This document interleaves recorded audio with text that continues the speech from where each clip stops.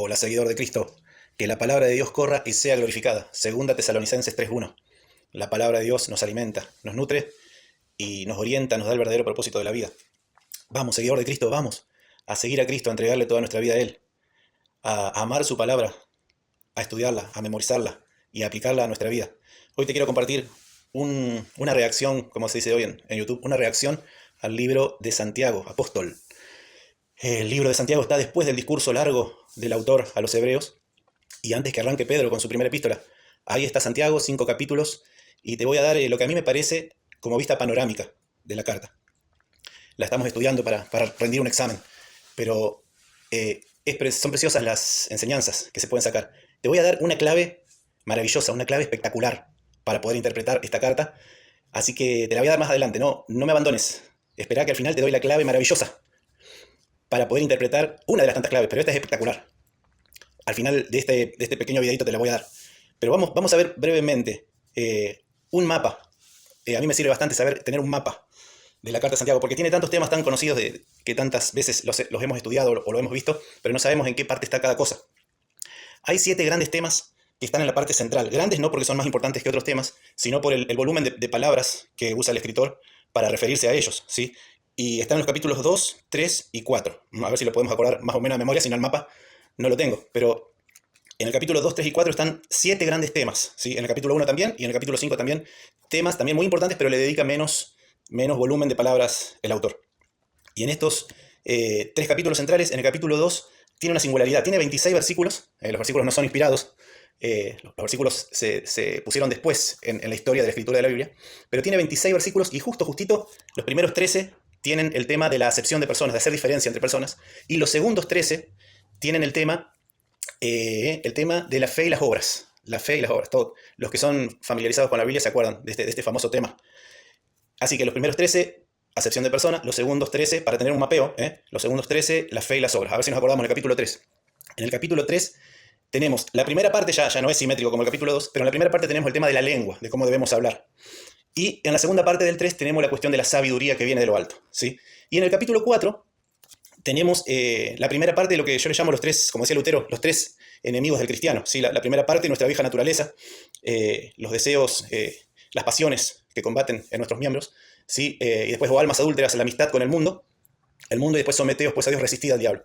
Resistir al diablo, el tercer enemigo del cristiano, ¿sí? Después viene una parte de no juzgar a los hermanos, no erigirse en juez de los otros, no caer en el fariseísmo. Y después en la parte final del capítulo 4 tenemos no jactarse del día de mañana. No decir yo voy a hacer esto o lo otro, sino más bien decir si Dios quiere, lo voy a hacer, ¿sí? Pero quiero que, para poder interpretar esta carta, o una de las tantas claves, ¿sí? Quiero que veamos la analogía botánica. La analogía botánica. En la parte final del capítulo 2, creo, dice Santiago, ¿cómo puede la vid dar higos?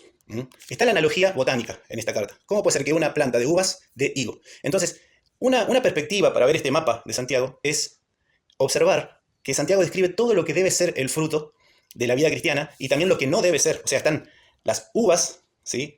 Los frutos verdaderos y buenos, pero también están los higos, lo que no debe ser el fruto en la vida cristiana. Entonces, esta es una forma de observar esta carta, ¿sí? Y de acá vamos a hacer un enlace a lo que el Señor enseñó. Yo soy la vid y ustedes son las ramas. El que en mí no lleva fruto, el Padre lo quitará, pero el que lleva fruto, mi Padre, que es el labrador, Él lo limpiará para que lleve más fruto. Entonces el Señor pone esta analogía botánica para referirse a lo que es la vida de sus seguidores, ¿sí? Y acá, en el libro de Santiago, tenemos un abanico de todos los que deben ser los verdaderos frutos del seguidor de Cristo y lo que son los malos frutos, ¿sí? Así que tenemos la analogía botánica, ¿sí? Y otra cosa que me llama la atención, o que veo, un patrón en esta carta, es la relación causa-efecto, ¿sí? En la segunda parte del capítulo 2 tenemos la fe y las obras, ¿sí? Entonces, Santiago muchas veces utiliza este patrón, causa-efecto. Causa, la fe, la confianza en Cristo. ¿Y qué efecto debe traer las obras? ¿Sí? Causa-efecto. Causa, planta que da uvas, efecto, uvas, ¿sí? No higos. O también dice, no se puede esperar que la higuera dé aceitunas, ¿sí? Tiene que haber una correlación, ¿sí? Entonces, este es otra línea de pensamiento para ver, y ya lo vamos a ver bien en profundidad, cortito, no tan largo. Y ya dentro de breves instantes te voy a revelar una clave maravillosa para entender y para interpretar y para meditar, para estudiar y para leer esta carta. ¿Sí? Una clave espectacular. No te vayas, No te aburras, soy medio aburrido, pero escucha. Entonces tenemos un mapeo de lo que es Santiago.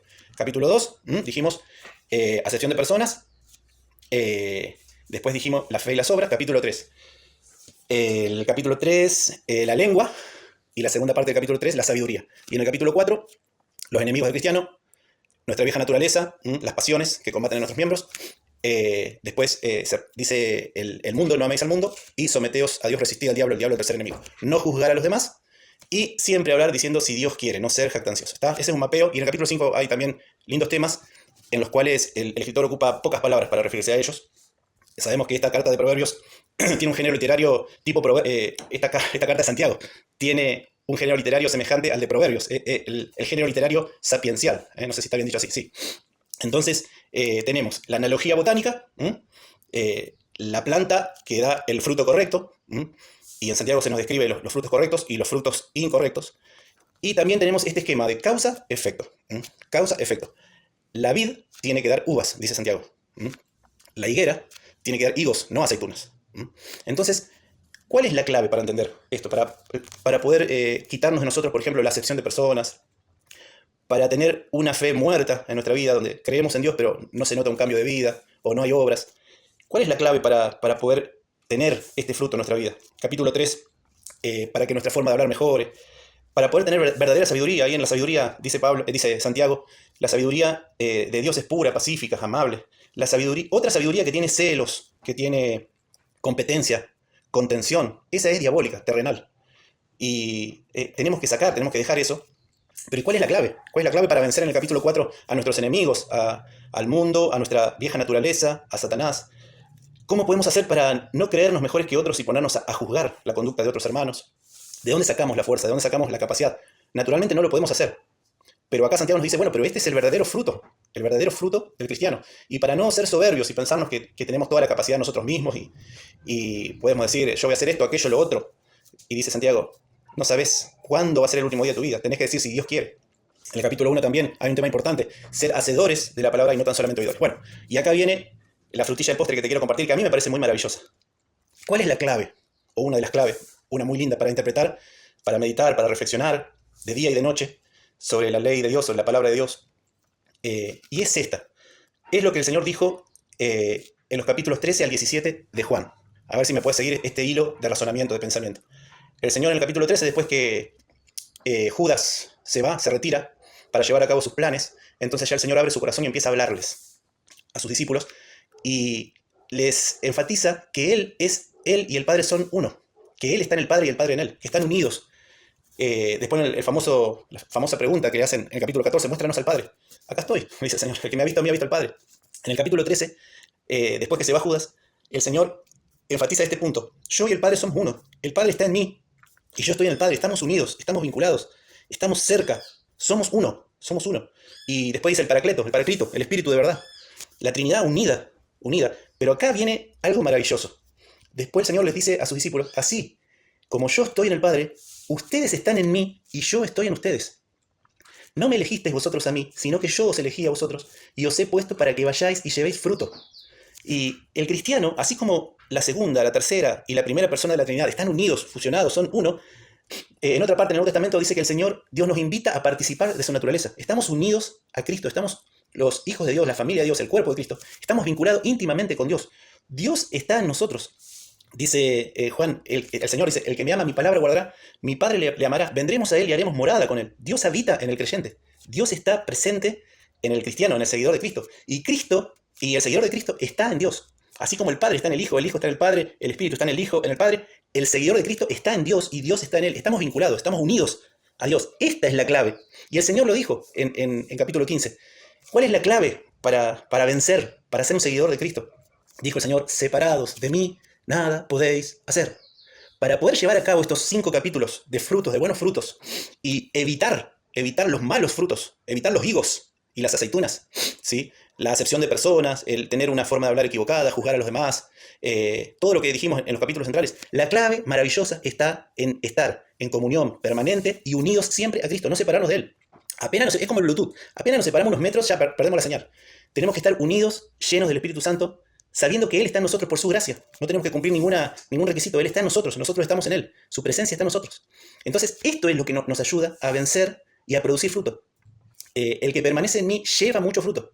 Y en esto es glorificado mi Padre, en que llevéis mucho fruto y vuestro fruto permanezca. ¿Y cuáles son esos frutos? Todo lo que acá Santiago describe como buen fruto, ¿sí? Como buen fruto, la sabiduría que viene de lo alto, ser sabios. ¿Quién es sabio y entendido entre vosotros? Muestre por la buena conducta sus obras en sabia mansedumbre, en humildad. No es ser sabio para jactarse. Y todo lo que dice, tener una correcta forma de hablar. No hacer acepción de personas, tratar a todos por igual, porque Dios no la hace. Para Dios son todos iguales y para mí también tiene que serlo. La lengua, dijimos, la fe y las obras. Al estar unidos a Cristo, naturalmente vamos a tener el fruto, el efecto de producir buenas obras, de tratar de agradarle a Él en todo el día, con todas las relaciones que tenemos y con todas las situaciones que se nos presentan, agradarle a Dios, la fe y las obras. Esa es una fe viva, un seguidor de Cristo que está consciente de que la presencia de Dios está en él y Él está en Cristo.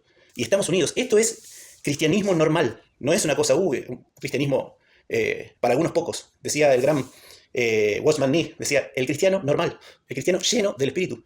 Y el Espíritu produce el fruto, amor, gozo, paz, etc. Y acá en Santiago está descrito, ¿sí? Tenemos una lucha diaria y estamos en un proceso progresivo de santificación, de ir mejorando cada día. Entonces, como una guitarra, cada tanto hay que ir afinando. Tenemos que ir afinando las cuerdas. Entonces leemos Santiago y vemos, uy, acá hay un poco de soberbia, por allá se me está yendo la lengua en esto, lo otro. Señor, ayúdame a mejorar mi hablar, a no hacer discriminación entre las personas, a no tener fe sin obras, ¿sí? Ayúdame a vencer los enemigos, mi vieja naturaleza, las pasiones que combaten, la envidia, deseáis y no tenéis, porque no pedís, no recibís, porque pedís para gastar en vuestros propios deleites, o almas adúlteras, no tener amistad con el mundo, estar en el mundo. Necesitamos ir y rescatar a las personas que están en el mundo, pero no imitar al mundo, no conformarnos al mundo, como dice Romanos 12, transformarse por medio de la renovación de nuestro entendimiento. Entonces, todo esto por nuestras propias fuerzas, por nuestros propios méritos, de la misma forma que una rama por sí sola no puede producir frutos, no lo podemos hacer. Santiago está fuera de nuestro alcance si lo queremos hacer en nuestra propia fuerza. Y entonces esta es la maravillosa clave que te quiero dar. La clave está en Juan de 13 al 17. La clave del cristiano es que está unido a Cristo. Estamos en Cristo. Él está en nosotros estamos en Él. Estamos separados del pecado, muertos al pecado. Por lo tanto, el pecado no tiene que ser una regla en nuestra vida, tiene que ser una excepción y enseguida vamos a confesárselo al Señor para ir mejorando cada día. ¿Sí? Esto es el cristianismo normal. Ahora, si vos, como siempre lo digo, vos venís a Santiago y vos decís, mi lengua es un desastre, hago acepción de persona, todos los malos frutos que están en Santiago son una realidad en tu vida.